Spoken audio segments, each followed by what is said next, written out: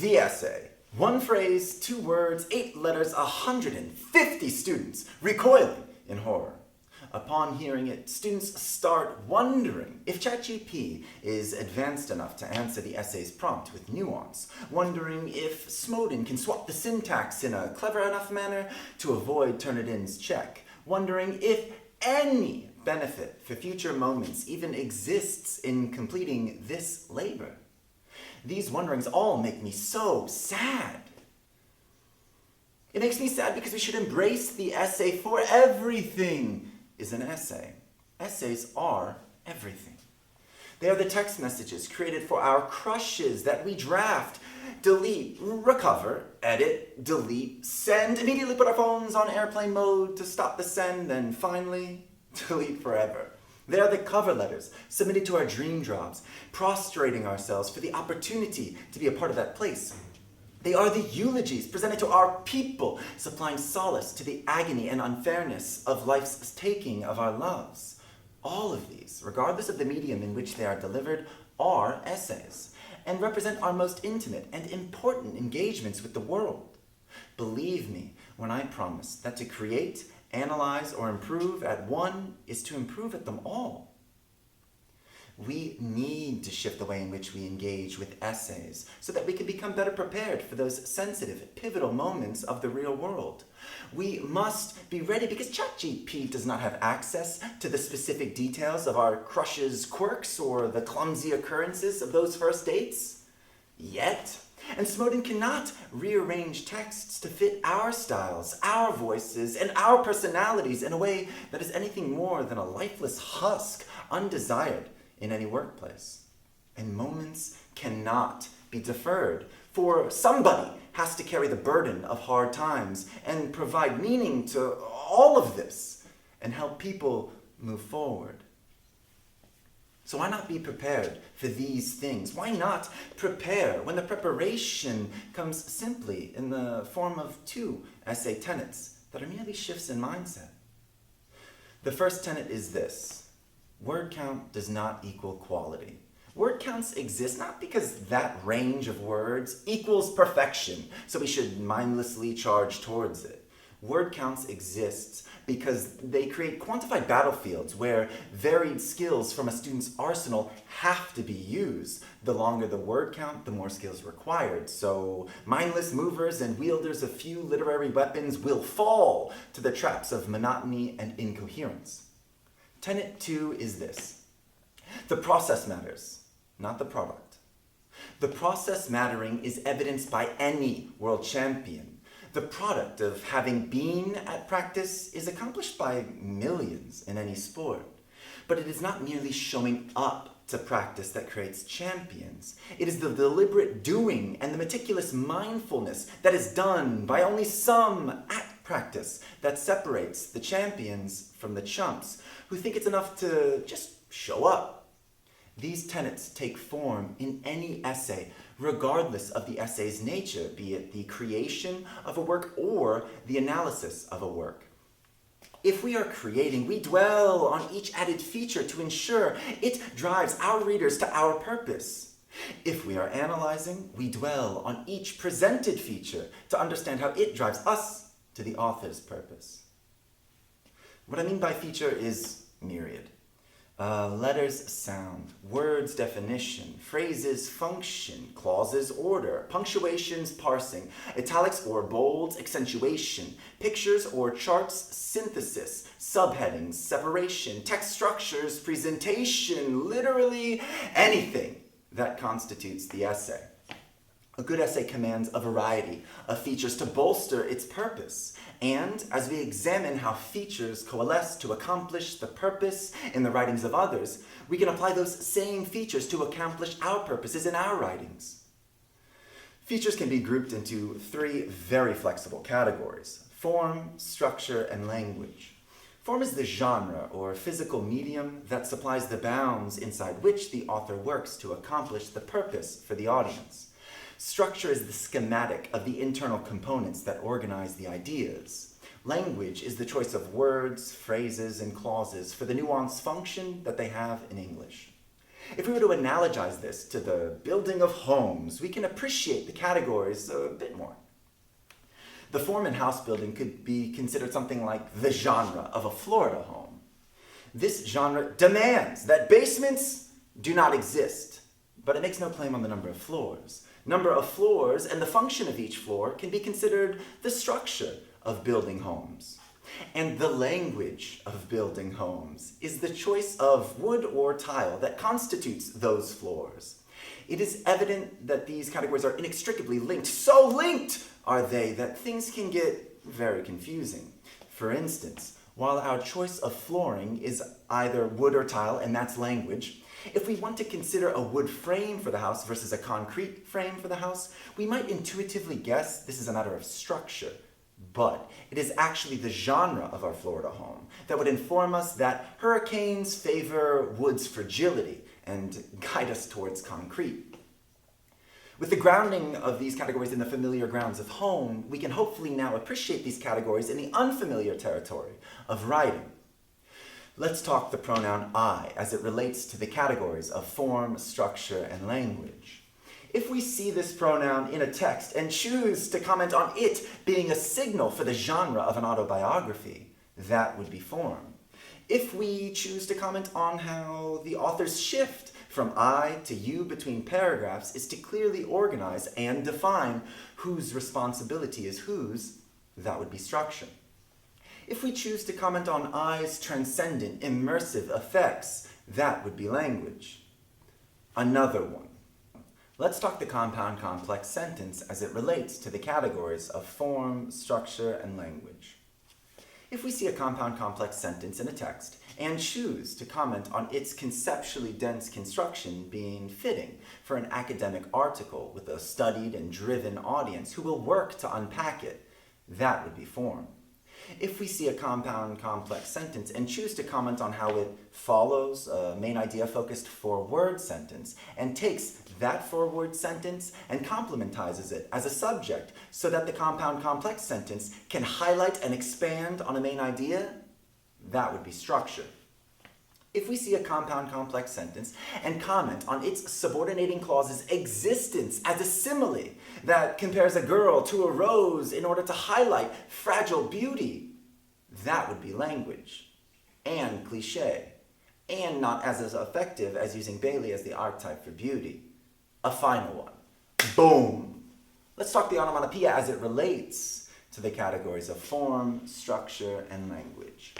If we see an onomatopoeia in a text and choose to comment on how it serves as a traditional hook, which is an expected feature of the online article that it heads, and how the device's playful nature is a fitting choice for its youthful audience, that would be form. If we choose to comment on how an onomatopoeia stands alone in a paragraph to signal a shift in setting as the character falls through the floor and into a new area, that would be structure. If we choose to comment on the onomatopoeia's capturing of a unique sound as the final sense needed to completely round out the description of an environment, that would be language.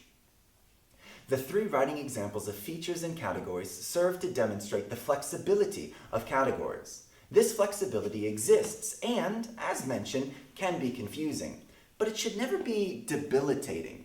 I present the categories because we need to keep them in mind to ensure that we're approaching analysis or the creation of a text with diverse lenses. Quality commentaries address all categories, and quality creative pieces evoke all categories. No one would ever judge us for labeling the category of a feature incorrectly, so we will not worry about it too much. What we will worry about a bunch is justifying the effects of a feature on the author's purpose. Now, we don't even really need to do that correctly. We just need to do it, but more on that later. Now we will discuss the heart of the AICE Lang AS level test, the commentary. A commentary is synonymous with an analysis, BT dubs. The commentary in 3 different sections between paper 1 and paper 2 can net us a total of 50 possible points. Moreover, the cool features we comment on will be adapted as part of our own styles for the other sections. A commentary is an essay whose purpose is explaining the choices of the author. The choices should always be framed through a discussion of how the author accomplishes a purpose while appealing to the specific audience. Audience is the easiest to explain. A work, especially a nonfiction work like a movie review, is not for everyone. A specific subcategory of the population, be it an angry bocce ball player or an uneducated person with a fascination for circuitry, is being appealed to with specific choices. And our responsibility is to find and explain those choices and how they appeal to the specific audience. The appealing is done to accomplish the purpose. An author's purpose, regardless of intent, can have two layers. One layer is always present, and it is at the surface level of content, which readers arrive at merely by reading and understanding. The other layer is sometimes present, and it is in a deeper level, taking form as a statement about society, which readers uncover by contextualizing, inferring, or abstracting. Even though this deeper level is most often found in a work of fiction, like a novel, any genre can have a deeper purpose. For example, a nonfiction text could be an online review about a specific cell phone, and the surface level purpose could be convincing the broke and youthful readers to stay away from the new iPhone and instead go to Galaxy. But there could be a deeper purpose within the text that highlights the issues with society's homogenization of technology and the death of innovation, which might only be revealed in seemingly throwaway lines or words with accessory connotations. While an audience has to be present, unless it's like one of those trees toppled in an empty forest, that second layer does not have to be there. But we should be paranoid as we read anything that we might be missing a deeper meaning. This paranoia will help us develop strong close reading skills. I care about close reading skills because that is what will empower us in the real world. This desire for close reading skills is why the approach to our creation for commentaries is going to be unorthodox. We are going to create our commentaries in sequential order as features are presented to us, and we are going to create them without reading any more than however far we've read. To be clear, we do not read the entire text and start planning an essay, as is the traditional process. We dig into the first sentence and create a comment to the best of our abilities given what is known and what can be assumed. Then, we read the second sentence and create a comment to the best of our abilities, given what is known and what can be assumed. Then we read the third sentence and create a comment to the best of our abilities, given what is known and what can be assumed. Then, so on. We never look forward. We only look back. This approach is wild, but it works in both theory and practice. The theory is that this process is what naturally great readers do without even realizing it. They read a singular sentence and make 1,000 guesses on what its features do to support the purpose or to appeal to the audience. And as they read, they abandon the ideas that either lack evidence or conflict with the evidence, and they strengthen the strong suspicions into a genuine thesis about the text. Our approach is the tacit platform from which a traditional essay is built. One benefit of the approach is that by working out commentaries, like how great readers read, we will start naturally read like they do, which in turn will prove invaluable to our reading comprehension throughout the rest of our lives. And it'll make us more receptive to the traditional essay structure in the future. Another benefit of the approach is that producing commentaries like this lends itself so well to the time constraints of essays as presented by the AICE test, because time need not be spent rereading, categorizing and planning, or doubting. All of the time is spent digging into the text and producing work to receive points. I know it works in practice because I took the SAT 3 years ago and I scored a 22 out of 24 on the commentary while implementing this very strategy. I am so proud of this accomplishment because it supports the theory. I definitely did not deserve the perfect score because for a large part of the commentary, I was making educated inferences, some of which were eventually proven valid while others were completely unfounded. Additionally, I had no idea what I was reading for most of it, so I could not make nuanced text-to-text or text-to-world connections. But I could still get close enough to earn an exceptional score by proving to the graders that I could make quality comments. This is why I said earlier how we do not really need to justify a feature's effect correctly. We should obviously try to be correct, but within all rubrics is the prescription that students earn points for making the attempt. To elucidate my point, here are 3 essential quotes from the AICE mark schemes that the graders use. I will provide a quote and then contextualize. 1. Marks are awarded when candidates clearly demonstrate what they know and what they can do. This means that we have to give them stuff for them to reward us. Quote 2, marks are not deducted for errors. This means that in the quest of giving them stuff, they will never hurt our grades if they do not like our offered stuff. It just doesn't help us. This next one is long, but it is the most important one for our approach. 3. Credit is given for valid answers which go beyond the scope of the syllabus and mark scheme, referring to your team leader as appropriate. While we may have legitimate expectations as to the grounds most answers may occupy, we must at all times be prepared to meet candidates on their chosen grounds, provided it is relevant ground, for example, clearly related to and derived from the relevant passage or text, and meeting the mark scheme's requirement for the question. This means that even if the comment is not traditional and expected, which most of us would internalize as correct, we will still be rewarded if our comment is reasonable and believable. I've been at AICE trainings where this notion is heavily stressed. Students are often paralyzed by trying to be correct, so they reason for some reason that it is better to write nothing than to risk being wrong.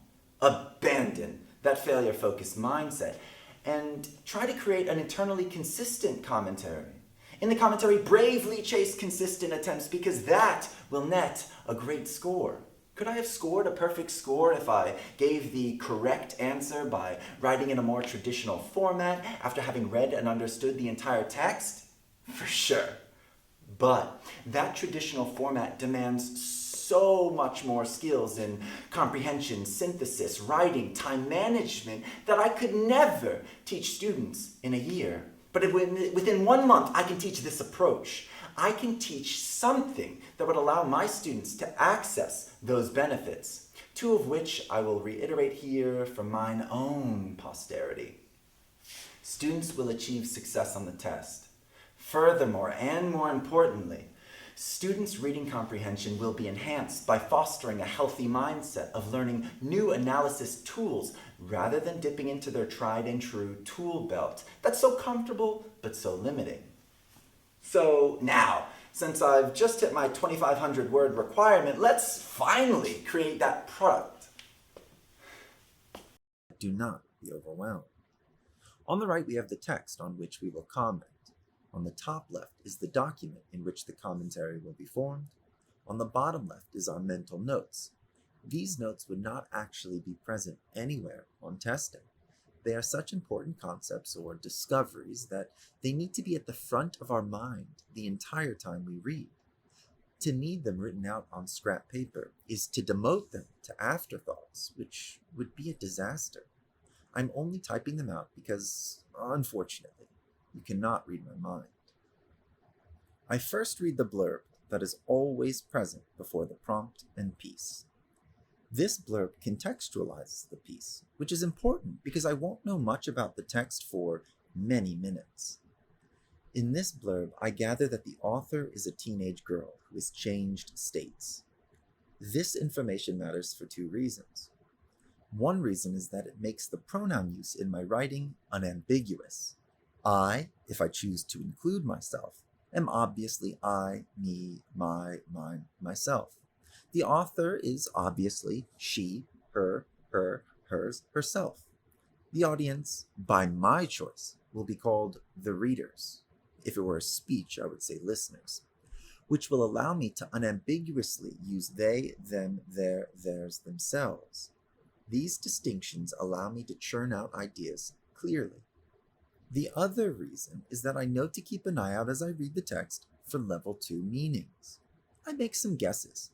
Very possible are critiques of sexism in this new state or age-based discrimination.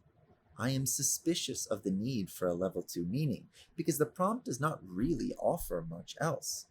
Usually you are given a person whose name alone inspires an important lens for the text, or an event or place whose circumstances are to be incorporated, or a specific product whose nuances must be explored.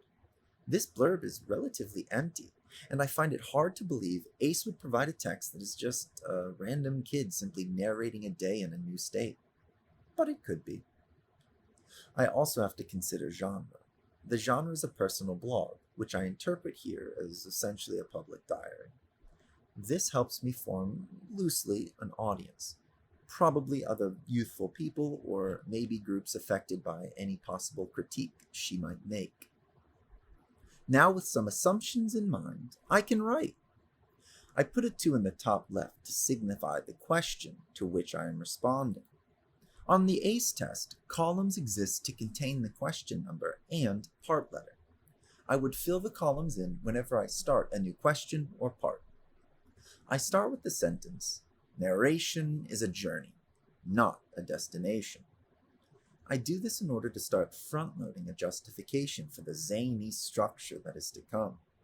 And I support this with my next sentence in order to make it almost insulting to think a commentary would be organized any other way. Recognizing this and desiring cohesion in her piece, the author develops... And then, in my booklet, I leave 3 entire lines blank. Depending on the size of your handwriting, the lines you skip might be 4. I write small and close, so those first 19 words probably wouldn't even extend past the first line for me. I will come back to this templated idea and form my thesis once my understanding of the text is firm and correct. Mentally, I do log a loose thesis, which I am typing just to bring you in on it. A thesis for this type of essay is an overarching claim that the commentary works to prove. My thesis should address how she accomplishes her purpose, for whom her purpose is, what her purpose is, and why she wants to accomplish her purpose. A loose template could be as follows. The author uses W in order to make X do or feel Y so that Z. These 4 aspects of a thesis are important to include. However, sometimes some aspects aren't that relevant and can be omitted. Understand that I have no idea if this thesis is true, genuinely. I just need to be forming hypotheses because that is what good readers do. I picked this idea because it is a common topic within the writings of women, and AICE likes to pick things that are topical or impactful. As I read the text, I will find things that either support or refute this thesis, and that is okay. By putting a claim on the table, I get to have something tangible and focusing. After I've commented on the entire piece, I will be honing those comments into a sentence so that I write a complete thesis in the skipped space. That is much later, though. With my 3 lines skipped, I indent and begin my first body paragraph. While it is tempting to jump to the first sentence of the text, I cannot overlook the heading or the title. Students sometimes get hyper-focused on the language of the essay, that they overlook the structure and form. Don't be like that. Nothing is too obvious, and you do not lose points. If you think you have noticed something unique, comment on it. There are certain features I have never seen on an AICE test, but I know I would talk about them if I saw them. For instance, I have never seen a picture or a graph on an AICE slang test, but golly, would that be talk-aboutable if one appeared. The title for this text is a bolded date. I assume it is a title and not merely a section header because of the blurb. If I am wrong, I can come back and change how I label it. I recognize that it is the standard format for an American, and that the presence of the title is indicative of the genre it is in.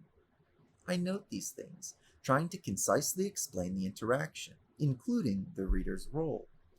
I kind of want to say something about the setting, but I will save that until I gather more data.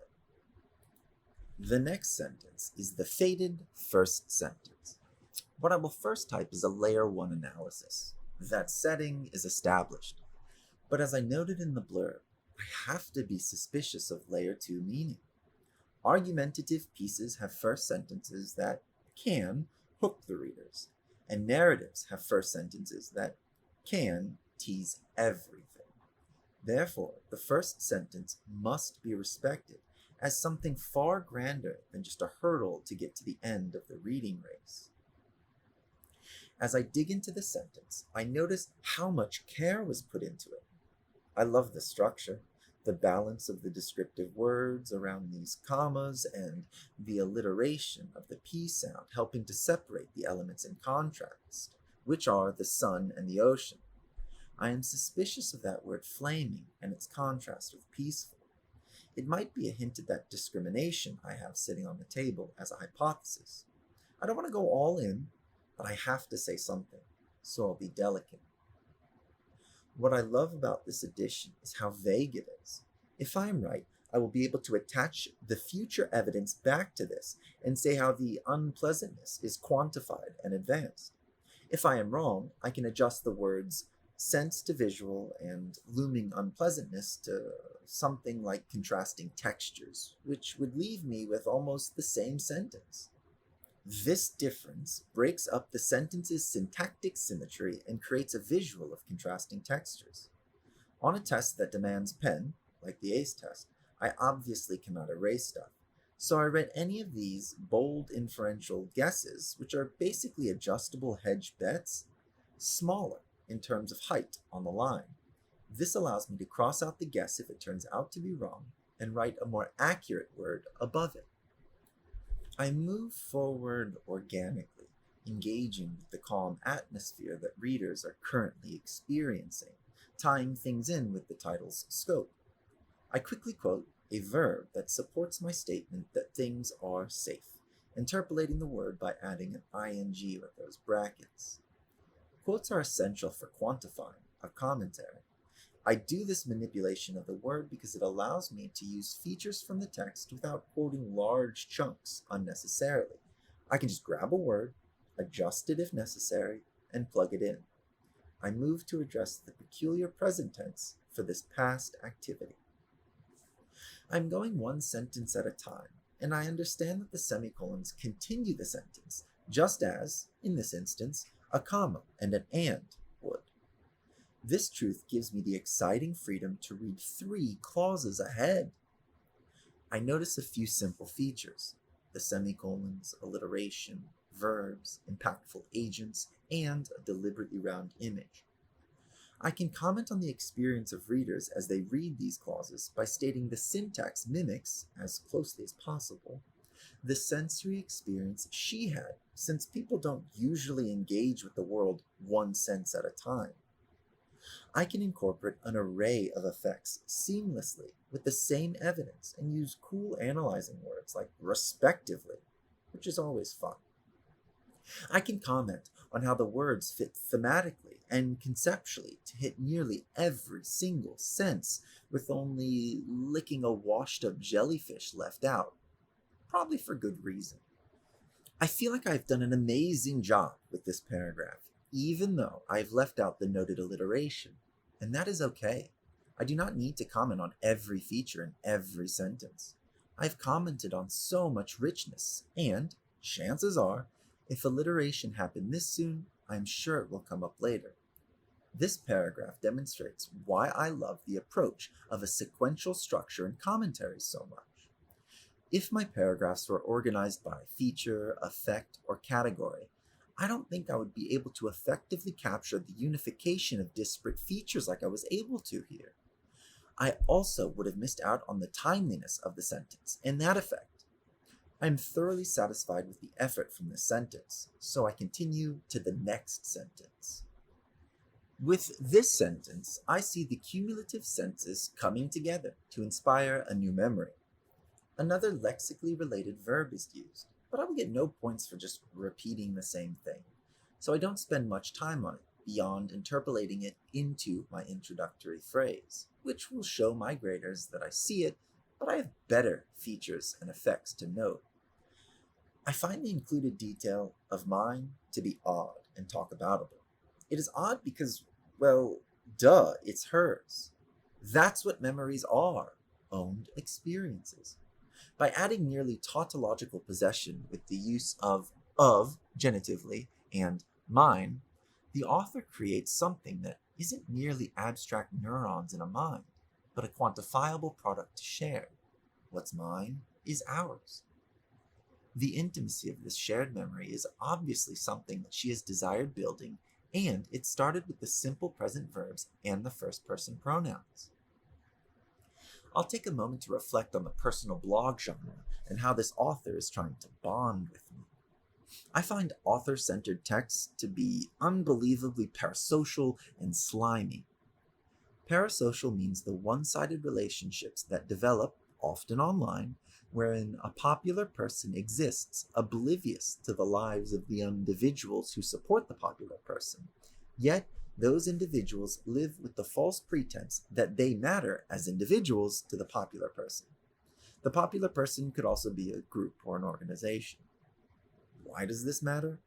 Because playing on parasociality is how people are persuaded or engaged in all of the media that is consumed. It is why TV shows with friend groups are so popular. It is why every Twitch streamer feels the need to overlay his face while he plays a video game, as if his form has any relevance to the gameplay or content. It is why all recipes start with a narrative of some great-grandma's ceremonial passing of the recipe Rolodex. Authors profit from the creation of parasocial relationships, and we should be aware of this anytime we read or watch anything. This author is no different, and wants to profit off strangers becoming manipulated into friends. I don't blame her. I just want to highlight this so that you can keep an eye out for it in the real world and not get exploited by media. I want this for you because I really care about you. You're so much better than your peers, so you're obviously capable, and you're like family to me, so it would hurt me if someone hurt you. During my reading of the next sentence, I noticed that I am both in a new sentence and in an entire paragraph. I know I need to comment on this interesting structure, so I waste no time in discussing the shift. This is another example of our approach's charm.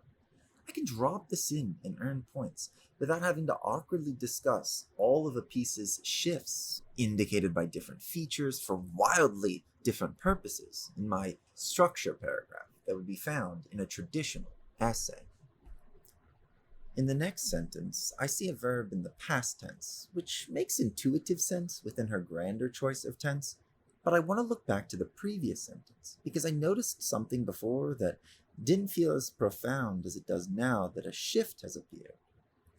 I see something that is super high level and probably unintentional from her, but I'm going to make the claim anyway. Some verbs are irregular in that they deviate from the standard ed ending that patterns about 80% of English. Let is a verb that has identical forms in the past and present, and it is catenative, which means sync is not actually functioning to express tense and shouldn't be confused to. This knowledge allows me to comment on a sentence's Wayne's World fade effect, which could and definitely would impress my grader. This is also a great example of what I mean by diversifying our commentary tool belt. When you stare at a sentence and force yourself to find something, eventually you get really good at finding nuanced features like this, even in fast-paced testing environments. Moving back to the first sentence of the third paragraph, I dig into its description. The little me is totally talkaboutable. I know that the infinitive flood is lexically related, and that it was what brought our label into the story, but it does not feel new enough in terms of feature or effect to actually include it.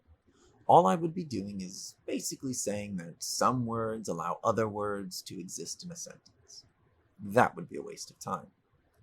I want to continue to stress how important it is to try to talk about unique features so that diverse skills are built. The little me is adorable and playful. I indicate that effect on the readers.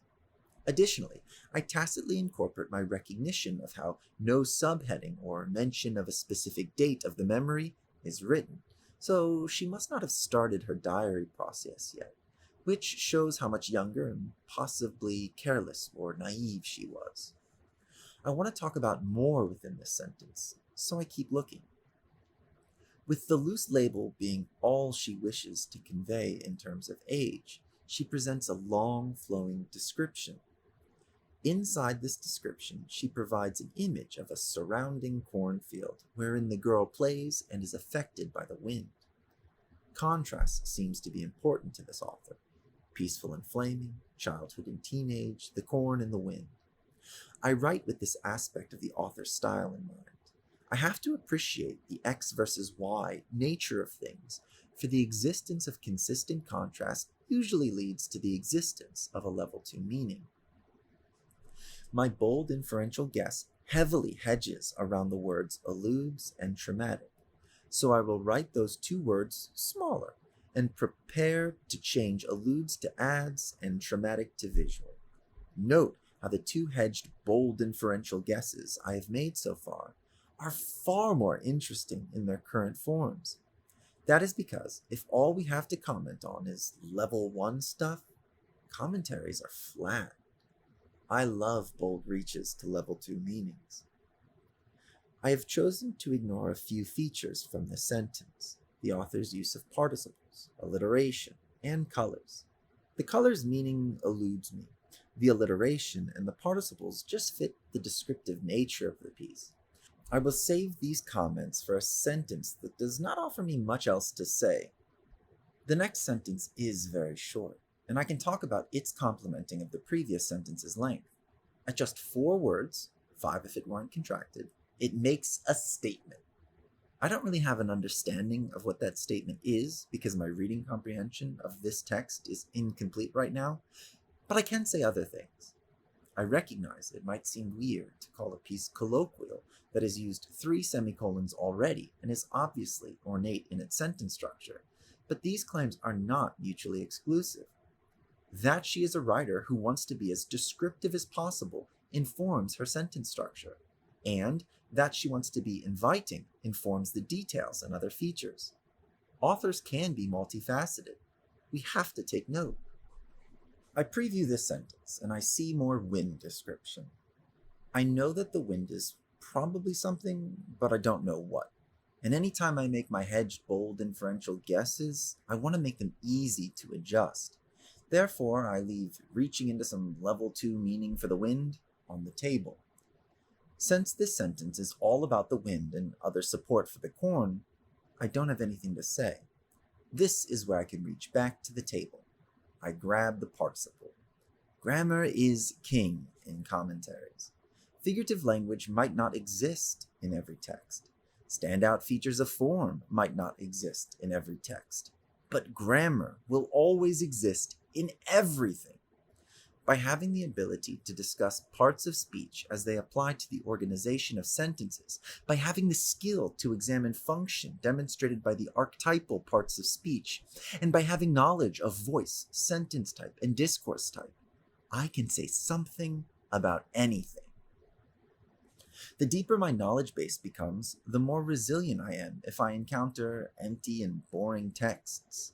It is okay to forget the labels for features, just like epilepsis can be discussed without the term by using the word repeating.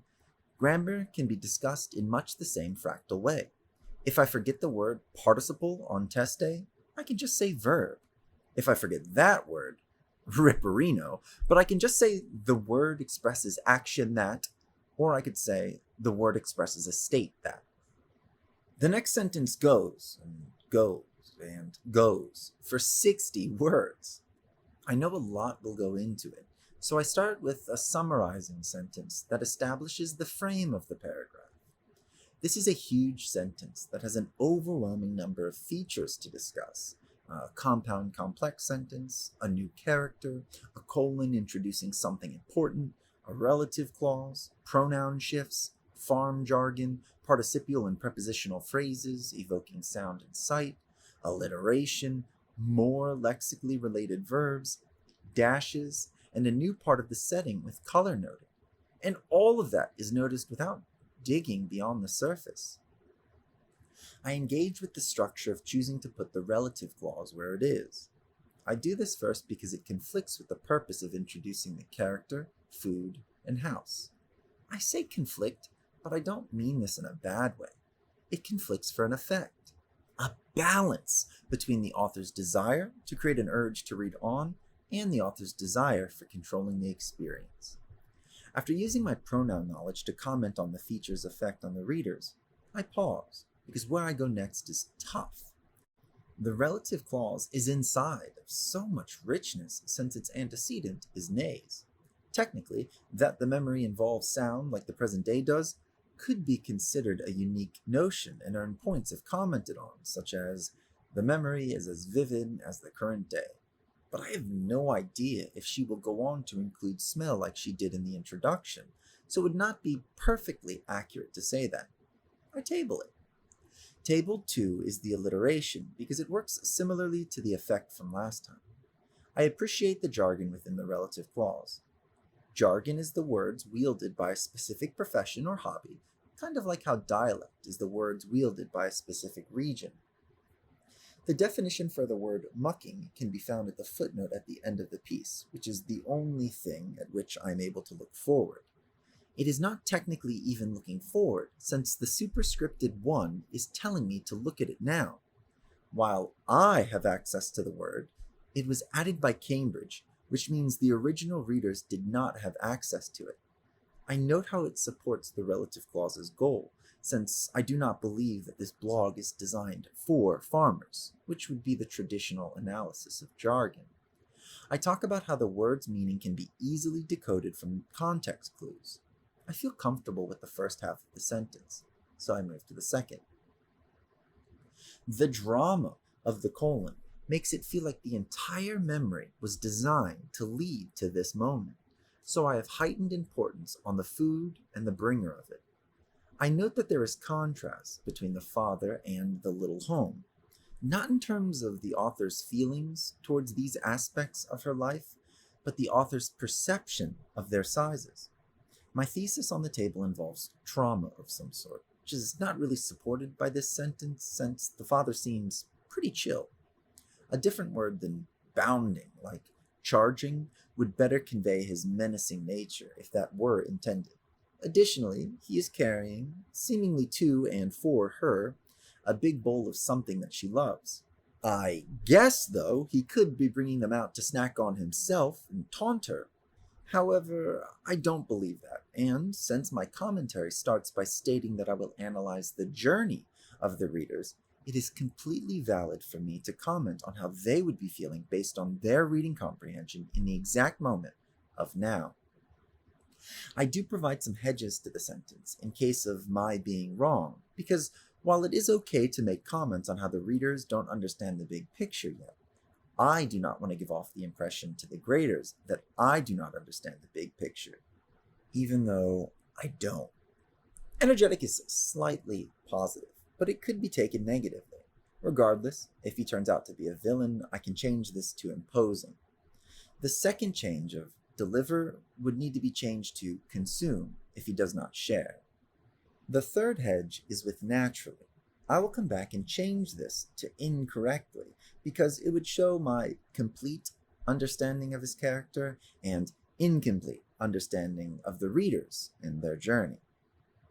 Everything is screaming at me to stay in this one sentence and dig more. It feels like it is the most important sentence in the piece. It makes me question my hypothesis, and I still have not discussed some of its features. But I don't have infinite time, so I press on. This sentence advances the narrative, and it provides no refutation to my previous paragraph.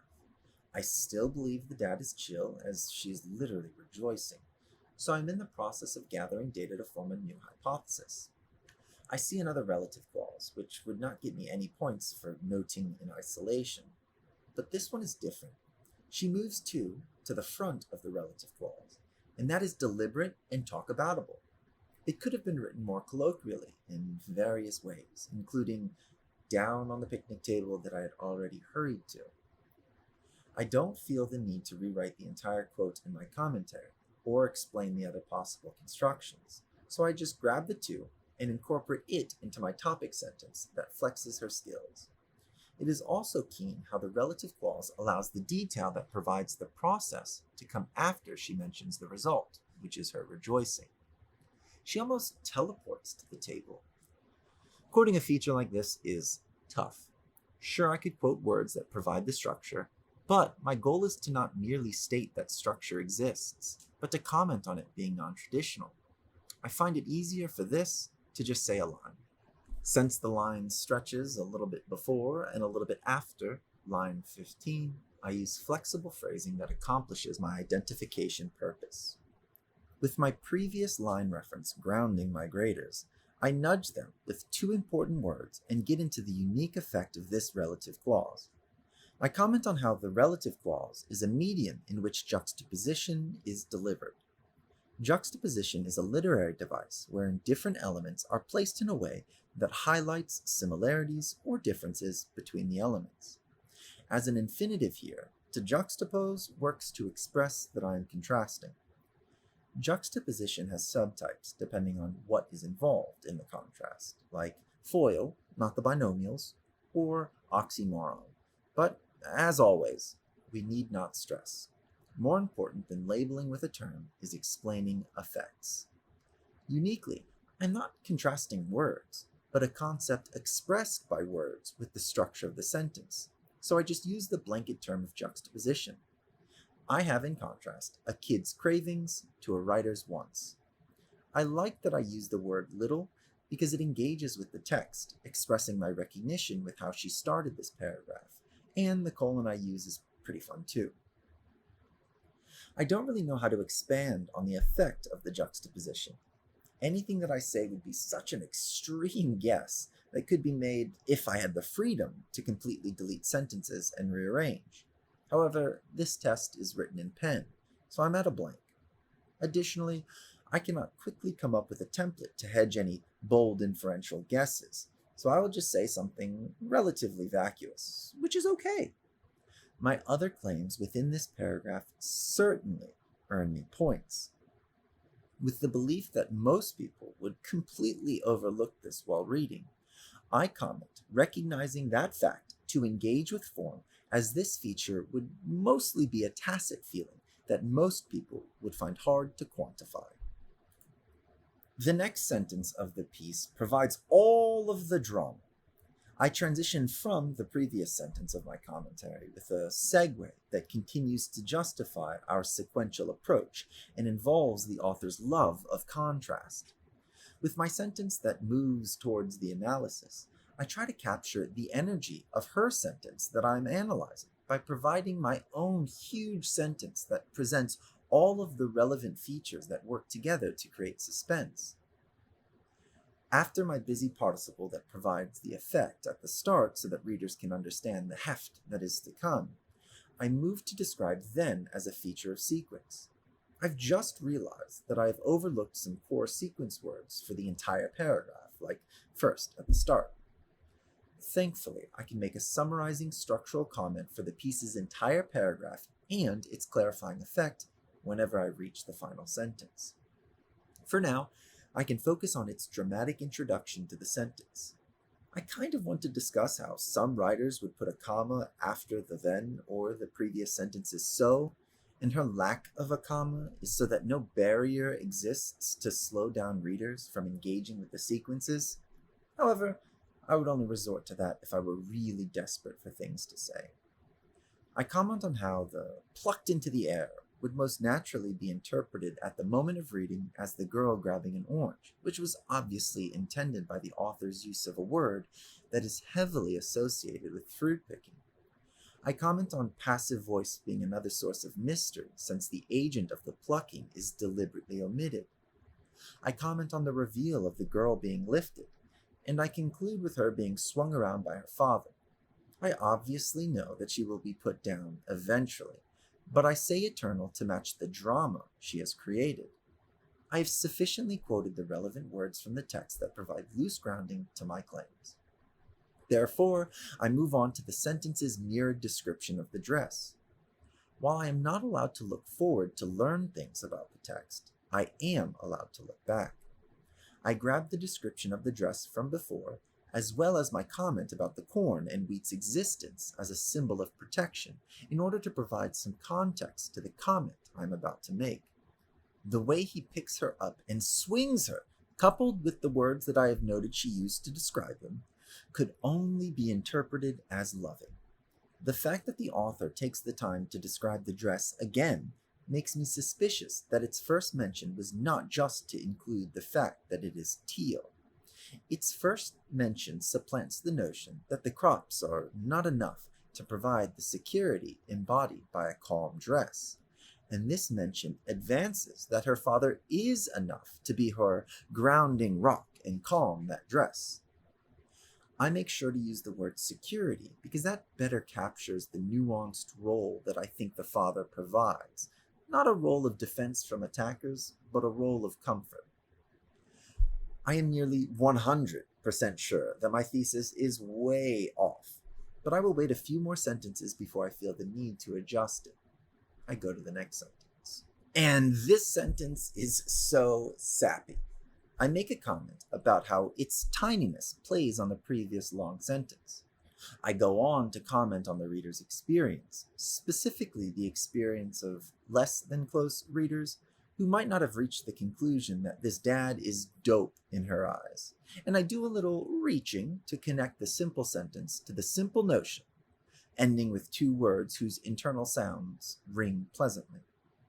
It is this sentence that makes me 100% sure that my thesis is wrong.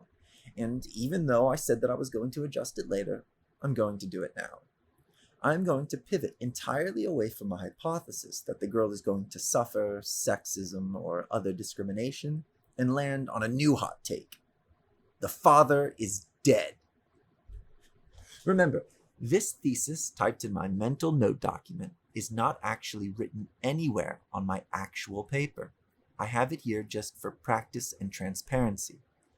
I make some changes in my thesis, like removing the words stressful, leaving the audience as is, changing the how to include life being fleeting, and changing the justification for writing to address how she does not want kids to be neglectful to their moms and dads.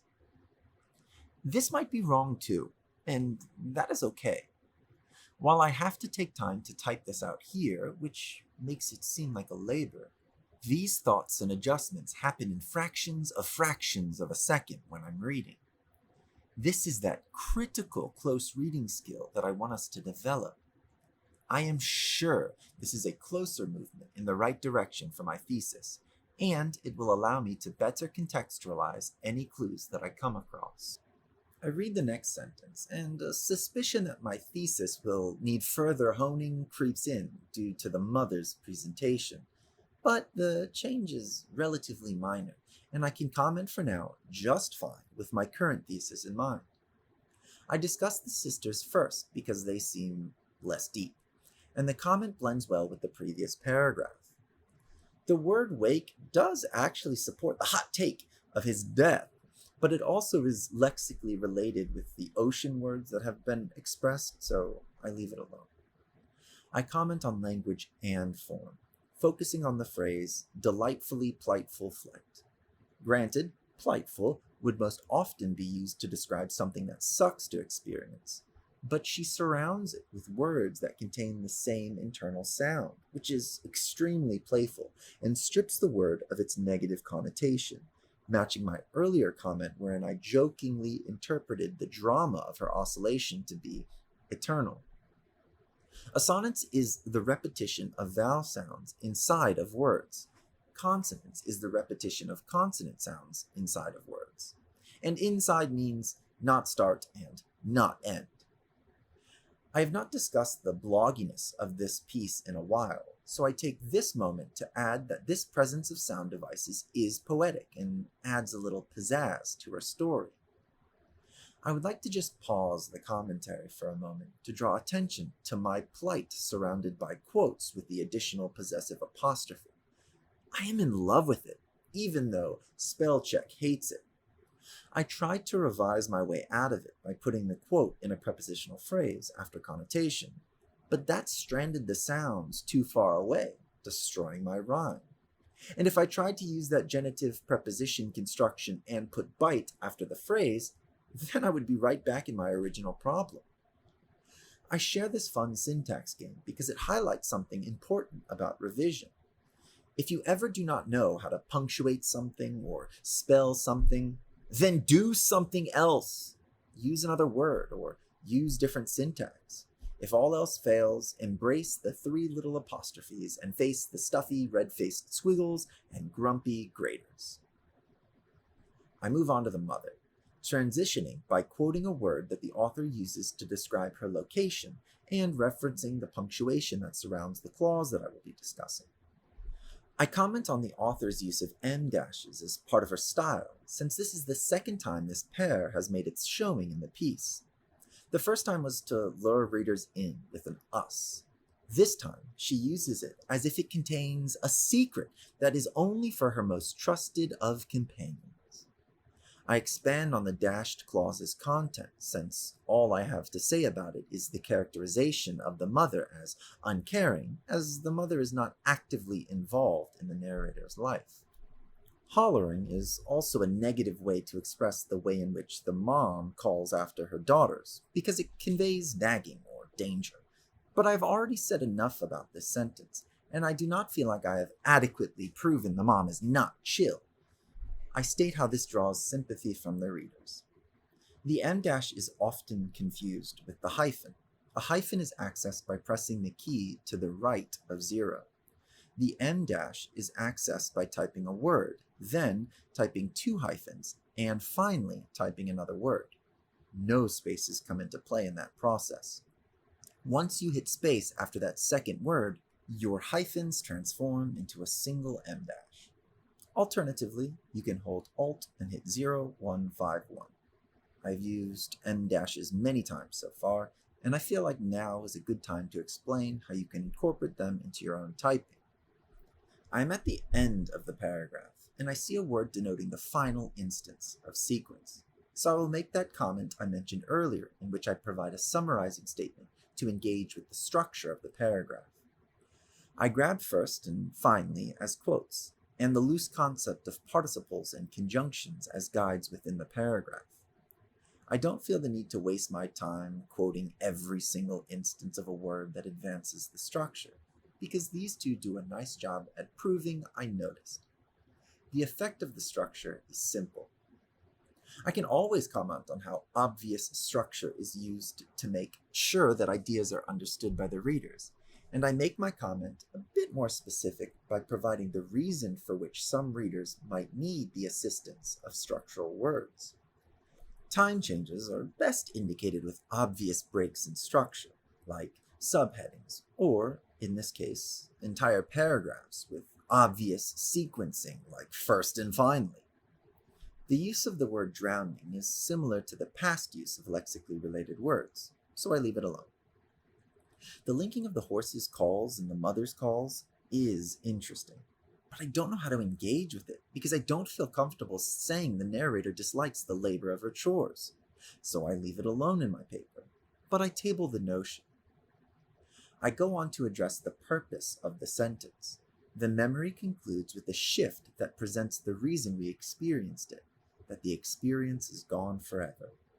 This leads to my final sentence being another Hedge sentence, wherein I vaguely address the level 2 meaning of life being fleeting. I currently believe the father dies, but things don't necessarily have to be too morbid, so I leave it ambiguous. When I reach the point where my understanding of the text is complete, I will return to this and tighten it up, if I need to. In this sentence I notice 2 things, the verb and the lack of a comma. I go after the verb first, since it ties into my comment on the verb's characteristics from before the memory started. I know I said that you won't get points for repeating things, but this feature is very cool, and it feels very relevant to mention its framing. I explain the effect of the clause's verb, and it might seem weird to have used this same word as a quote in two different instances in this paragraph, but I feel like it deserves the attention, as it is a rich choice of word. The next comment is about her lack of a comma seeming very deliberate, for she is a skilled writer, and a deviation from conventions must be intentional. The reason for the comma's omission is probably to better glue the two clauses and their actions together. This reminds me a lot of the use of the semicolons from the first paragraph, and since this effect seems to be a big part of her style, I include a reference to it. I make this comment different enough to earn me points by expanding on its nuanced joining of reality's return and disappointment. I also want to take a look at an example of a concept that I mentioned in the second paragraph's analysis, the catenative verb. A catenative verb is a verb that can allow the joining of another verb in either a bare infinitive or present participle form. This is an important category of verb with which to make yourself familiar, because not understanding its existence can lead to the misinterpretation of verb tense. Misunderstanding verb tense impacts comprehension while reading and leads to incoherence in the creation of writing.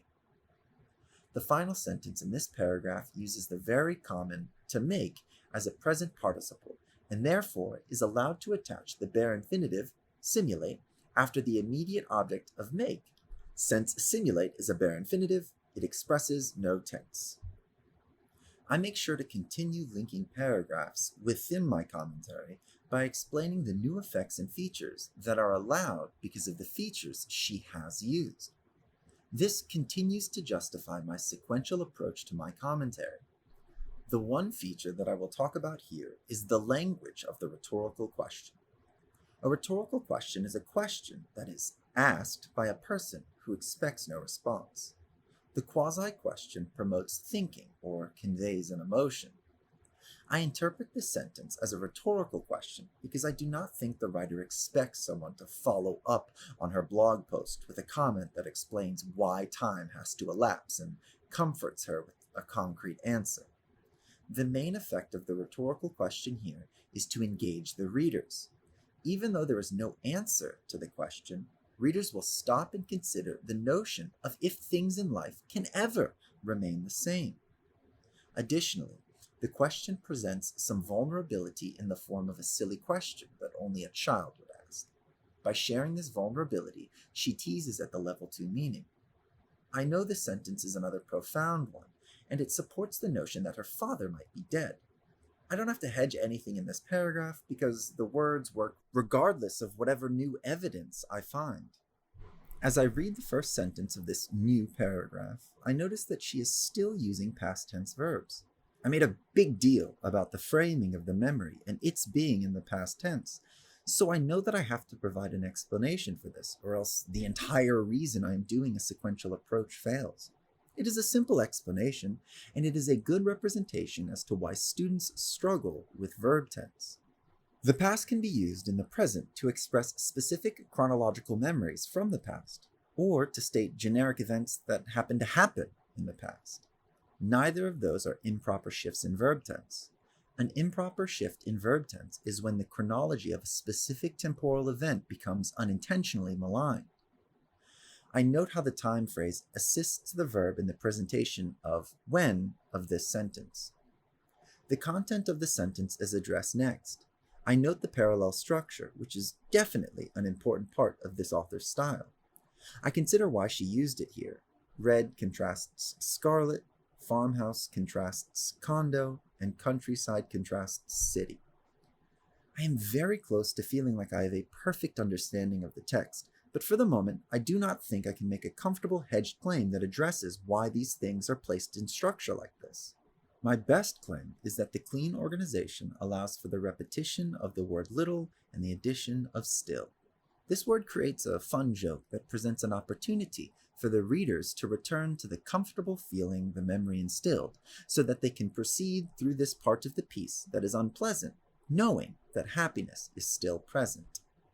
The unmitigated sass of this next sentence is so charming. I launch into the versatility of this sentence's offer, as it is the first time we get to experience aggression on her end. The sentence has a peculiar subject, a distance. This distance is very specific, and I comment on how the notion of moving that far must have been impactful for the writer for her to still note it. The widening and rolling eyes regarding Google Maps' intel are examples of my own personal voice in writing. I think it is fun engagement with the author's own voice and sass that less than close readers will miss. I see a teenage girl arguing with her parents to stay in her home state. Furthermore, this text has not offered me many opportunities to make text-to-world connections, so to avoid being superficial, I use this sentence to interject some interaction with the real world for freshness. I then address how the specificity of the numbers contrasts the quote that is such a generic and vague hand-wave away to the writer's argument to stay.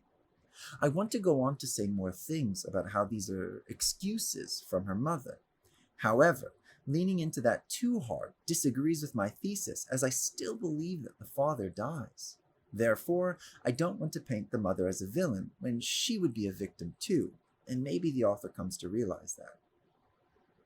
I notice that the sentence's independent clause is in passive voice. Passive voice is fun to notice, but in this instance, I have nothing to say. The author had no problem unifying the family in the previous sentence, so the omission of an agent phrase like by us is probably because the we us is obvious. The next sentence is tragically sad for two reasons. First, yikes, Mom. Second, my thesis is wrong. But that second reason is not actually tragic, for making incorrect guesses about the text is a pivotal part of reading properly. I will adjust my thesis on the document so that you can see my mind's adjustment. I expand youthful readers to readers who are struggling with accepting change, because while teenagers do usually struggle with accepting change, this struggle is universal. Moreover, this expanded audience better fits her ornate sentence structure, as anyone who appreciates good writing can appreciate her work. I change how fleeting life is to just how inevitable change is. This change is made because of the rhetorical question that she recently proposed, which shows that she has reluctantly accepted this fact. I change to appreciate their parents to embrace it. She is obviously pretty resentful of her mom, so I was off. Additionally, this change is informed by the very first sentence of the piece. I might discuss this in my conclusion, but the harmony between the sun, which is forever changing and flying through the sky, calm down, Galileo, and the constant presence of the ocean demonstrates to me that she has accepted change and wants her readers to as well. Though this thesis change seems significant, accepting the death of a father is a type of lifestyle change. Thus, all of my previous comments survive, with only minor adjustments made to my hedged ideas, which I'll do at the end. Understand that all of these changes happen in one pleasant instant when close reading becomes natural. Returning to the actual sentence, I feel so sad for this girl. Despite the sad experience she has endured, I feel peculiarly proud of her. There's something empowering about her reflective nature. She seems to have connected the dots of her mother's not being chill, and she dedicates this sentence to bring readers in on it. The same words from the quote that were so vague find tangibility in this sentence to describe the boyfriend. The level of frustrated aggression formed by the quote and the restatement of words from the quote is palpable, as if she is entirely fed up with her mother and much more baggage exists behind the scenes. Rather than listing massive rants about her mom, the author keeps the piece relatively light by relying on some textual features to assure her readers that the mom is in the wrong, but it is up to close readers to catch it. The prepositional phrase does a lot of work as a feature to assign blame on the mom. I take a moment to describe the prepositional phrase. The author loves parallel structure, and when I look at the entire paragraph, I see that numbers start the first two sentences. I understand that the numbers have different grammatical functions, but this prepositional phrase could have started the third sentence and continue the pattern. That she deviates feels significant, so I explain it through the lens of creating drama for the readers who are probably not expecting a separation. The prepositional phrase is dual purpose, with its second effect being its concrete nature. I zoom out and grab the other concrete numbers from the paragraph so that I can discuss how she builds credibility. She needs to build some credibility because experiences are inherently biased, and readers might think unfair bias has been levied against her mother and for her father. The concrete details show how measured she has been in her teenage years to keep track of the time and utterances made throughout the changes, which will help build her case that she is the reasonable one. Additionally, the 2-month change kind of sucks just at face value alone. This credibility leads to the bond between writer and readers becoming even deeper, because what is more intimate than hating someone together? This is a great opportunity to mention how convenient it is to always assign a narrator a gender, even if it is not offered, and to make the readers, or listeners, plural. Having to constantly differentiate between the feminine narrator and feminine mother is getting absolutely tedious. I have no way of getting around this other than repeating writer or girl and repeating mom or mother. I also have to add so many clarifying phrases at different points. It sucks. So much so that I hope that the boyfriend does not become a character, because then I would have to do the exact same labor when I discuss dad versus boyfriend. I conclude my paragraph focusing on the word continue.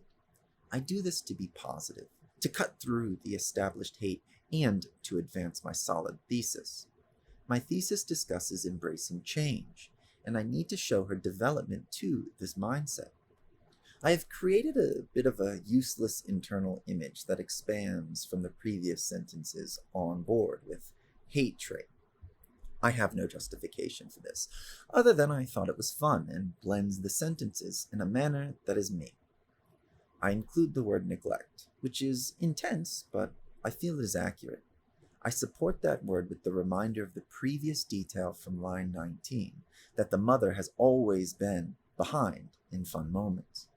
If the next sentence continues dunking on the mother, then I will cross out the confirmed incorrect participial phrase, losing only some rhetorical flourish. I appreciate that this piece did not devolve into a hit piece on Mom. No, actually, that would have been kind of cool. And I can comment on the continued effect that continued started in the previous sentence. I make a traditional topic sentence out of this one because the 3 features that I will discuss all work together to advance the exact same thing, so this method makes sense. I know that enjoy does not make the case that she is in complete adoration with her new state, but it does not have to. I can supply an analysis of why the word was chosen through the lens of what words were not chosen. I believe in the author and the deliberate choice of this word over a negative, neutral, or strongly positive word. I discuss the verb shift as it returns to the present. It's not the present as it relates to current action as it was in the very first paragraph, so I make mention of readers not being shore-bound with the author. The present tense is pretty unpleasant, and here the present demonstrates general truths or unchanged states from the last 2 years to now. So I talk about the shift being supporting evidence for her moving on from the negativity, and then I move on to the nicknames. I have no concrete proof that these aren't the real, full names of the people whom she befriended in her new state, but I would be shocked if it were a coinkydink that the friends' birth names are both comprised of just 3 letters. With the incredibly bold assumption that these 2 names are nicknames, I comment on the nicknames being an expected feature for the form of personal blog. I expand on its effect on the readers, who are friend-seeking. This story has provided not only the narrator as a friend, but the camaraderie presented by using the nicknames also gives the lonely readers 2 more friends by association. We have our third end sentence punctuation, so we have to talk about it. The exclamation mark reeks of informality, but I do not have much desire to comment on that here. Instead, I talk about how it softens the criticism she just made about her sisters. Readers will understand that the writer does not actually believe that knowing too much is a valid criticism. She loves her sister, but her new friends are cool too. Since I believe that the three features are working to advance something, I provide two sentences that summarize the advanced effect. They work to contrast the previous few sentences that have made things awfully bleak. This contrast, which provides a return to happiness, is critical. I was not joking in the introduction that talks about narration being a journey. I really believe reading to comprehend is like preparing and taking a long, long trip. And, like in any long journey, people often forget where they started. And without the first paragraph standing vividly in the reader's minds, readers will feel that change is a crushing experience, which is not her intention. Thus, she overtly wraps up the negativity so that readers feel cozy.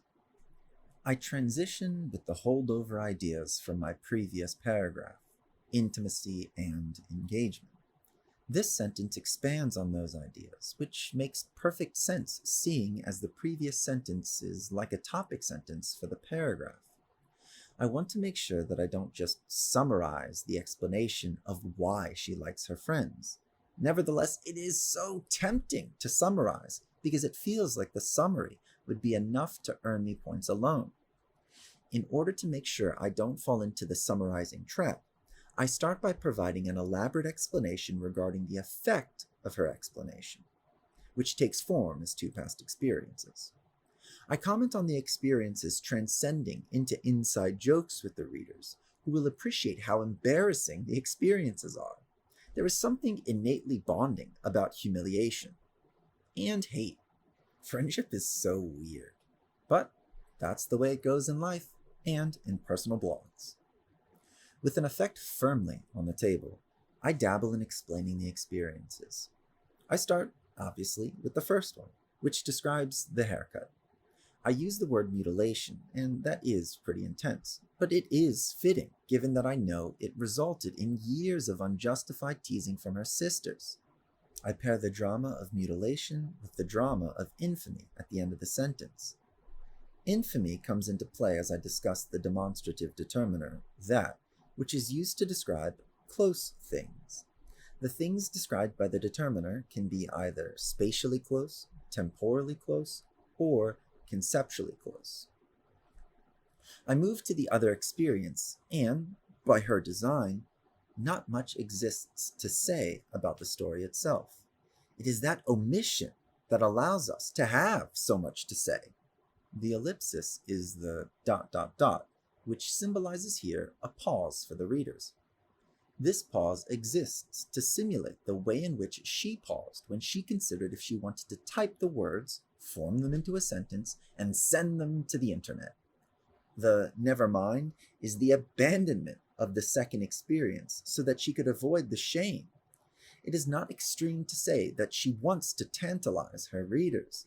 The delete and backspace keys are pretty dope, and if she wanted the second experience to not take shape in any facet in the minds of her readers, then she could have applied those buttons in their charming design. But she chose to dangle that carrot to create a drive to read more. Now that the author has provided a bit of vulnerability by sharing experiences at her expense, she is careful not to make herself an object of mockery. Just as she was keen to provide credibility to bolster her claims against her mom, so too is she keen to balance self-deprecation with boastful claims. She talks about her new state being a new avenue in which she can compete and accomplish new things. This distinction reveals to keen readers her positive growth as a person who is currently highly competent and not the same klutz or whatever we never minded that she once was. She is careful not to present any unintended shade on her birthplace, so she provides two dependent clauses that soften any disrespect. The clause I care most about is the first one, as it introduces the most talk-aboutable stuff, including the subordinating conjunction although the describer understandable, and the phrase the small pond. Notice how I did not type determined phrase? The label of determined phrase doesn't exist anywhere but in Mr. Rosansky's class. In any other environment, I clip off the word determined and am just fine. I comment on how these words demonstrate her acceptance of the natural limitations of a place.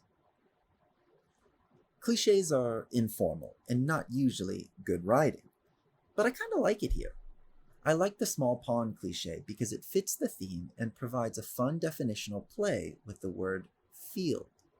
Field has the meaning of physical area and intellectual area of interest, which hints at the bounty of her birthplace. I do some delicate em-dashing that supplies the context for why she wants to evoke the different meanings of the word field. I also think the there and then is rhetorically cool in juxtaposition with here and now. With this in mind, linking aspects of the farmland in which she was raised to the water that surrounds her currently, the author is able to address the larger theme of embracing change. She shows how connected things are, even in abstract ways, and this connection shows that change does not mean the destruction of the old. This final, additionally, in my commentary, is everything that we have worked for.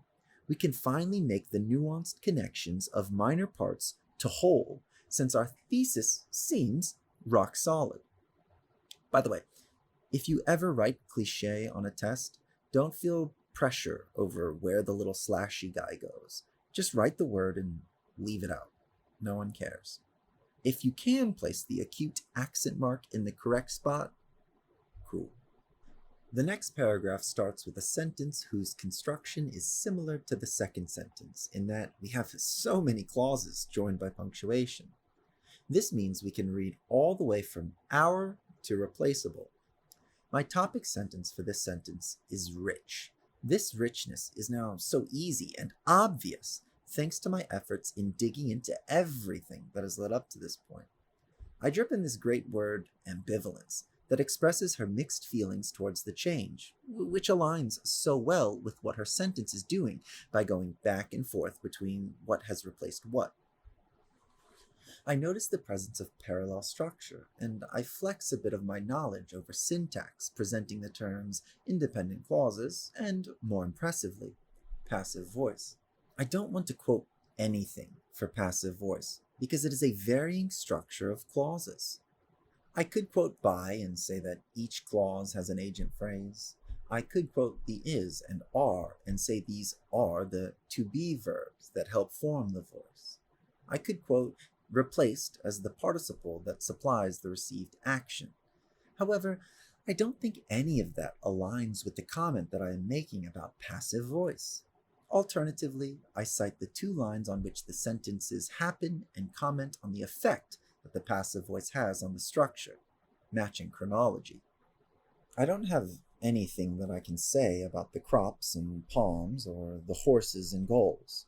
Maybe I could say something about them representing the senses smell and sound, but that's a reach, even for me. I'll leave those details alone and focus on the fences. The fence was the most talk-aboutable aspect of the setting since it represents protection, which was an idea within an earlier hypothesis. Moreover, the father bounding over fences provided exciting characterization as he could bypass barriers. I pair this with alliteration to discuss the characters and their development over this piece. I realize that I've tabled alliteration like 70 times, yet I have not actually explicitly explained or commented on it. So I succinctly squeeze some sound device stuff inside my next sentence. Alliteration is the repetition of sounds at the start of words. It's the bread and butter of sound devices, populating so much of the nursery rhymes and poetry we have experienced. I do want to mention her heavy use of alliteration as an aspect of her poetic style, but it would get in the way here. I end my paragraph with two sentences dedicated to explaining the cryptic longing that I mentioned in my topic sentence. I am still not finished with the piece, so I cannot confidently analyze this with a bold claim that says exactly what she means by this. Also, I have no interest in hedging things because I am no longer desperately trying to pretend like I have read the entire text. I now know everything that matters, and I am confident that I am spitting nuanced dynamite, so I won't type and highlight anything.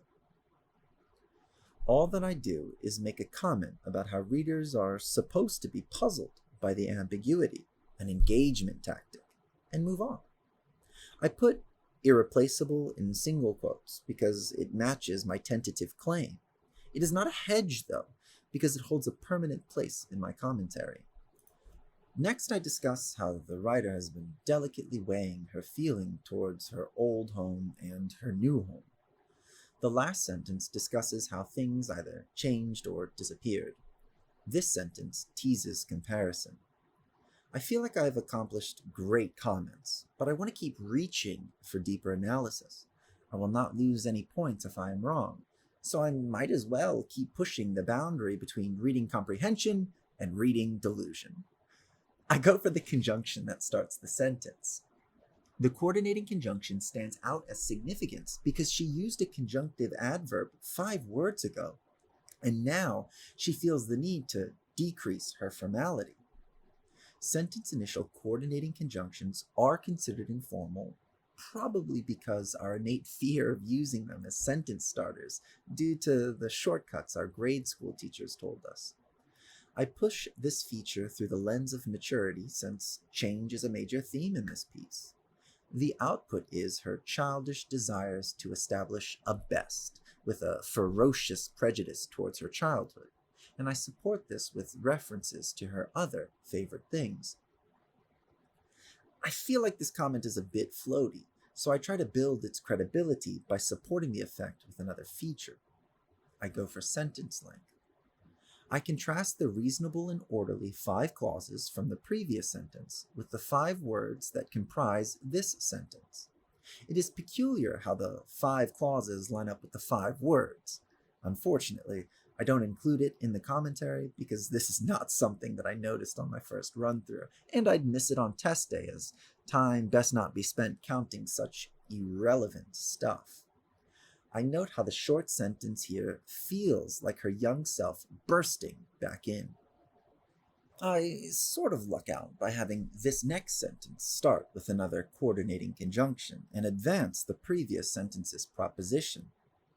I felt insecure about the last comment, so I make sure to double down on it, forcing any graders to meet me on my ground that is now a little bit wider and a little bit stronger. It is hard to refute a claim when a person has multiple pieces of evidence and a reasonable enough explanation. I then discuss the use of it as a dummy subject. What this means is that the word has no actual referent anywhere in the text. I discuss how this is a deliberate attempt to provide a stand-in token that presents the hope that she feels towards creating new memories that will be as warm as the old ones. Grammar is so much fun to understand and talk about.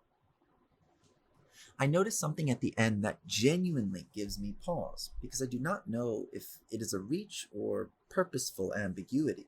Feeling brave, I decide to quote the ambiguity and provide both interpretations.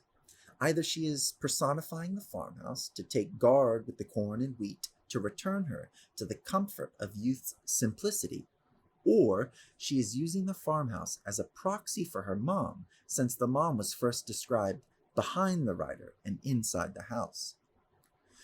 Personification is the giving of people qualities to a non-people. I skim back to look for any missed personification.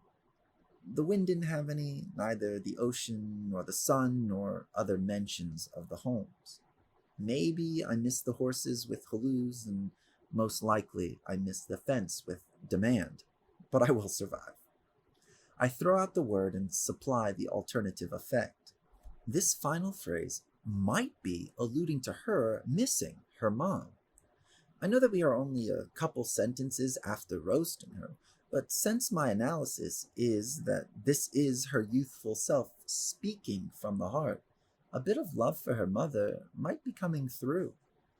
I don't feel the need to hedge anything with highlights or tiny baby letters if I were writing, because I nearly end with an effect that said the open-ended nature of the phrase is an engagement technique that is exactly what the author was going for.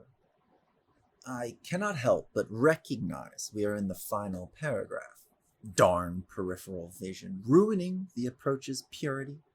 I didn't read the words, but I noticed, and it feels good to be close. Though I am at the end of the piece, I am hit with the familiar words about a sun in the sky.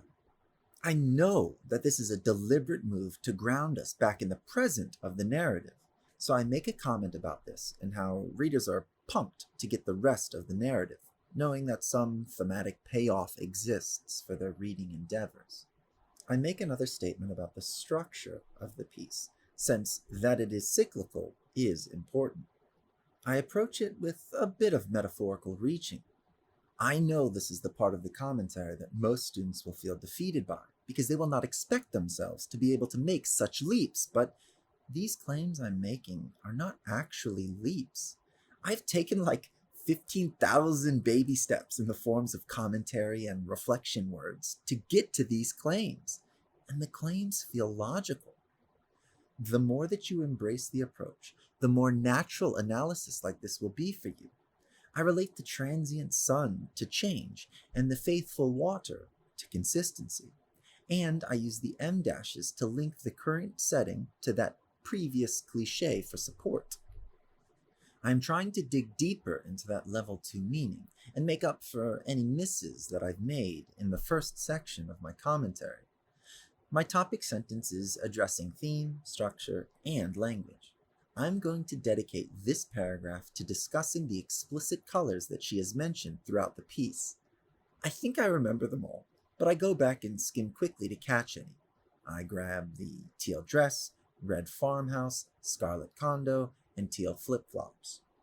The fish-colored corals are obviously a color, but it is not explicitly labeling a color, so I leave it alone.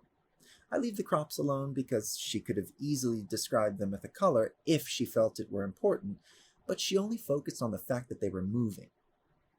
I leave metal alone too, because even though I imagine it as silver, metal is not a color. The orange kind of messes with my claims that I want to make, so I ignore it. The graders can fight me.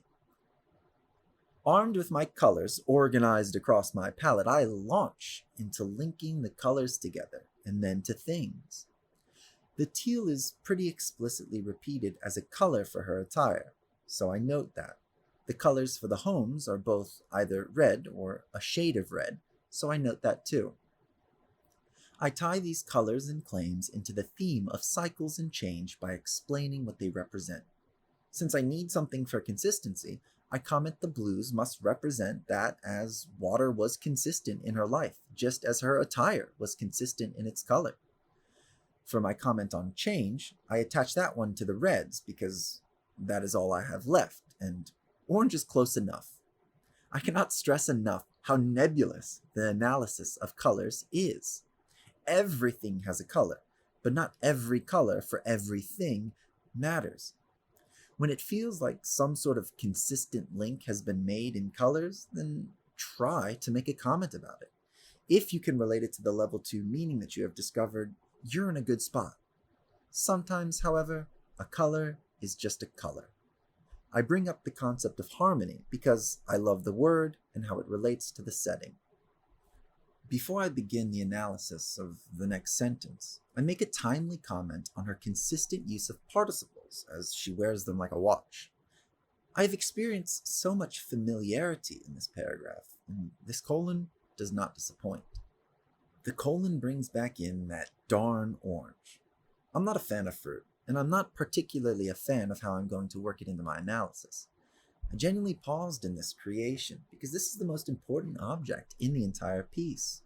I need to figure out how to work an orange into my analysis of change and consistency. As always, I come to an explanation that is the final wind that starts the ticking of my impending conclusion. The past is never gone, even though it can really feel like things have been destroyed. I use a colon to elaborate on what I mean. I set up the ideas in parallel structure around a semicolon to help them be understood by the readers of my commentary, because the vagueness of sometimes and possibly it could lead to confusion if the words weren't so cleanly arranged. I expand with the most romantic interpretation of an orange that has ever existed, claiming it affects the readers by providing reassurance through life's bleak moments. The orange's unexpected reappearance is a testament to the impending good things in the lives of the readers that they may not feel are coming. I work in a non-restrictive relative clause that supplies the specific audience to tie everything from form to language together.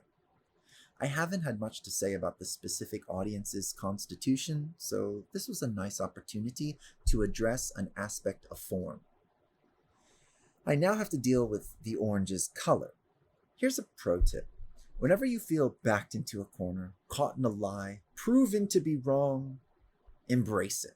Turn the unpleasant evidence into your chillest homie. When I made my comment on colors, I left the orange out because I had no idea it was coming back into play, so I had no idea what I was going to say about it. The sun and the homes being similar shades made sense, since she had ambivalent feelings about the homes, and the sun is flaming and extinguishing, which are harsh words. However, she loves the orange, but it's fine that she does.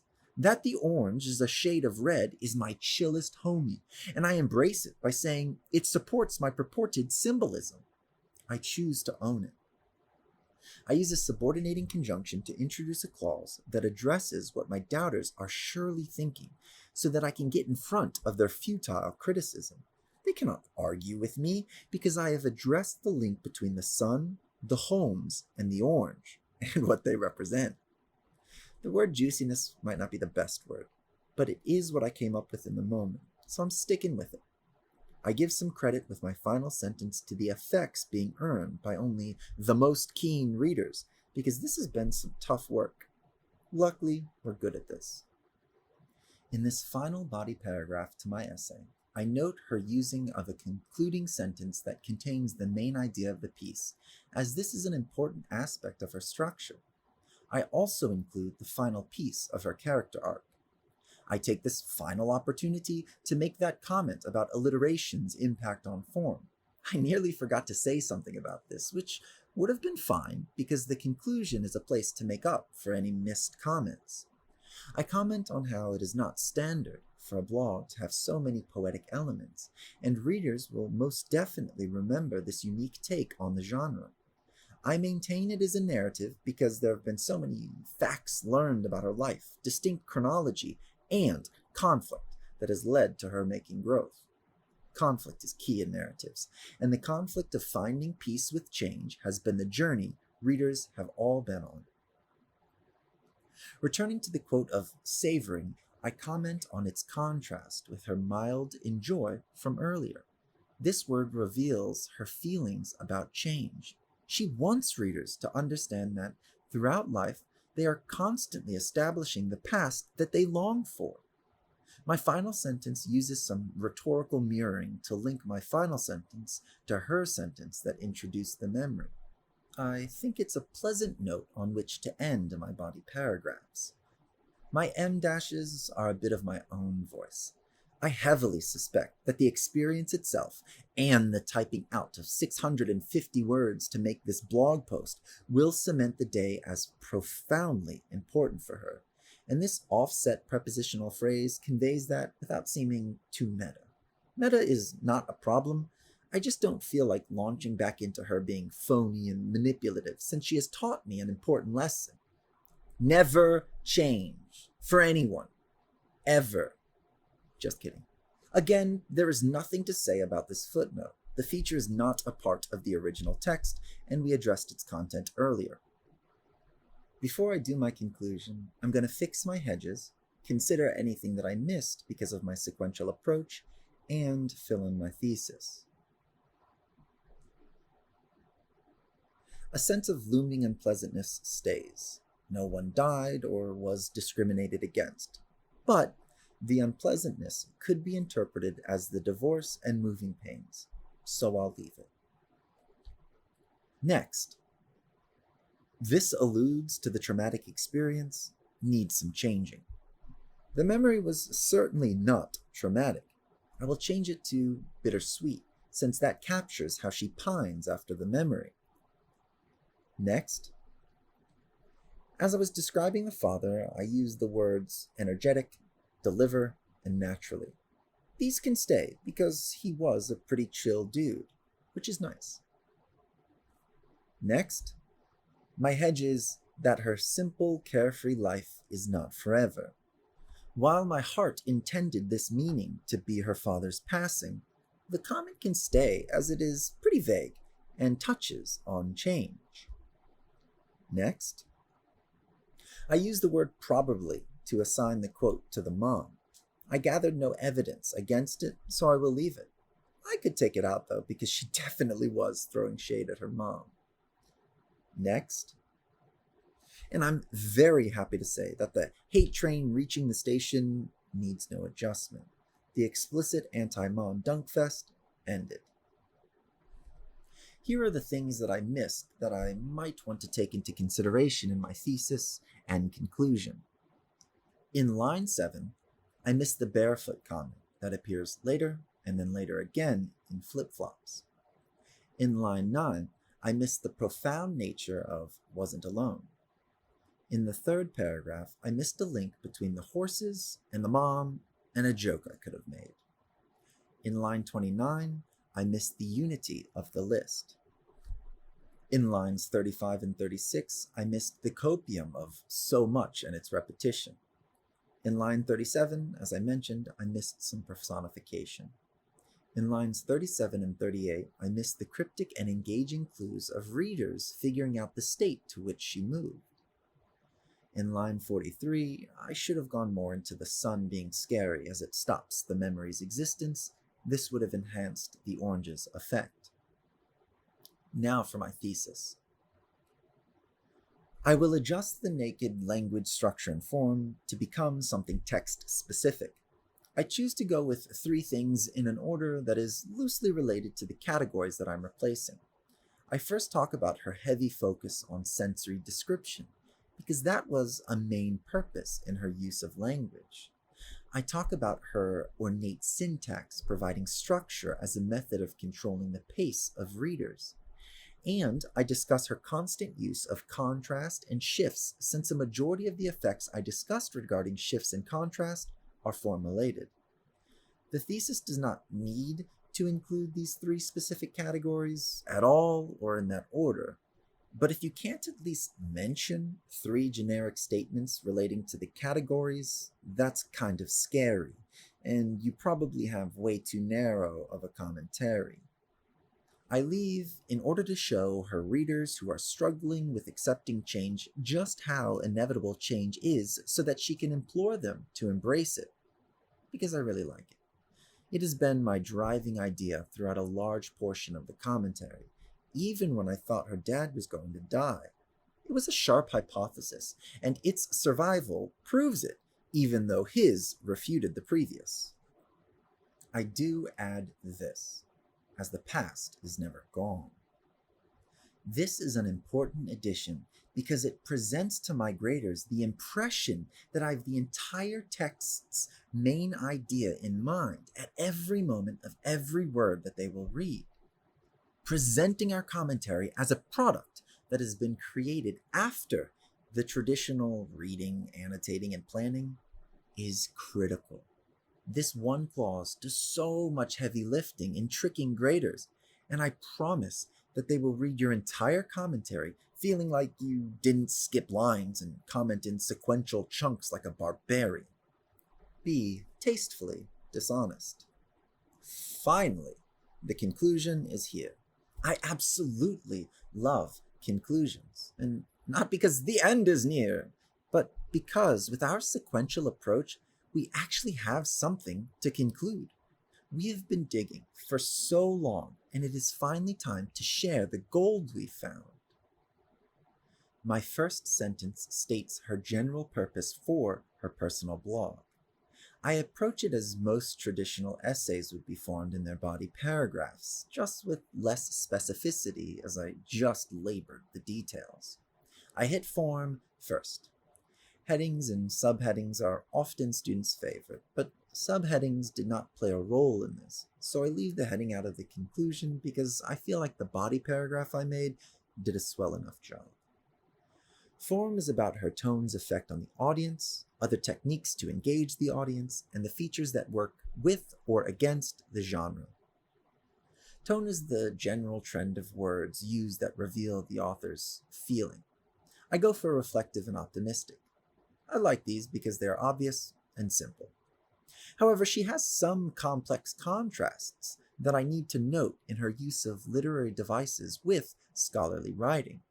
I note it, and I comment its effect on the readers.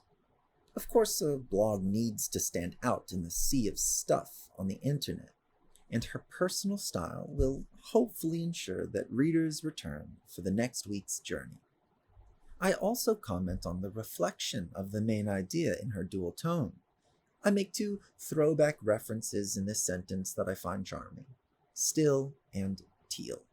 The still is a reference to her home size, which remains small, so I use still to convey her attitude, still youthfully innocent. This reference aligns with my previous comments about those sentence initial coordinating conjunctions. In this next section of my conclusion, I will discuss the features that relate to structure.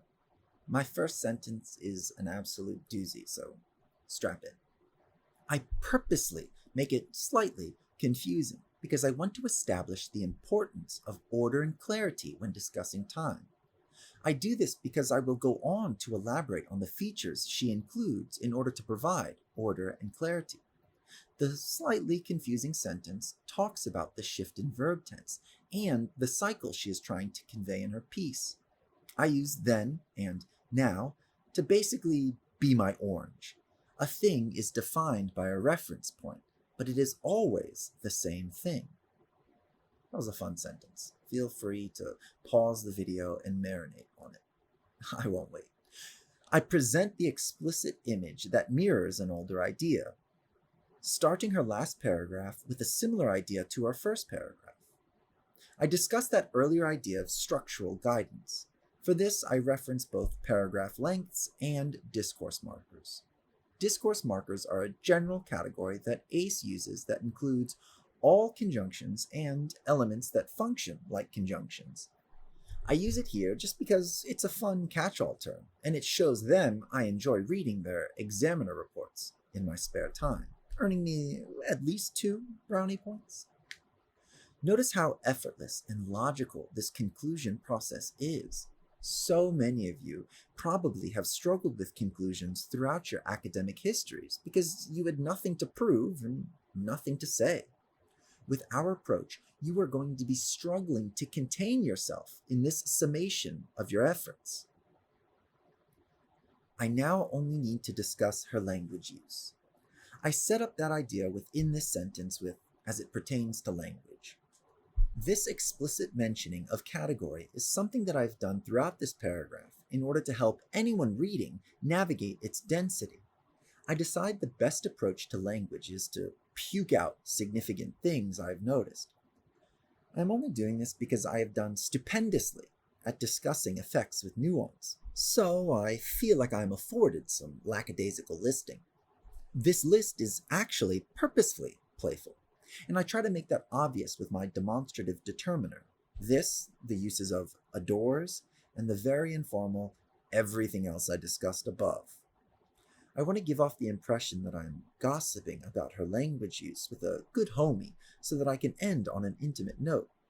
I make sure to provide a justification for her diverse device use, highlighting it as the main medium in which the contrast I teased in the thesis is conveyed. I end my commentary with a punchy head-scratcher of a statement that answers the original prompt's demand that I analyze form, structure, and language. The blog shows that fear not be held. For changes, consistency can provide predictable comfort. And that's it. Easy peasy. Interact with these ideas at your relative leisure so that you can be prepared for the real difficulty of commentary creation. From our nearly 2-hour conversation, I want you to take away these two things.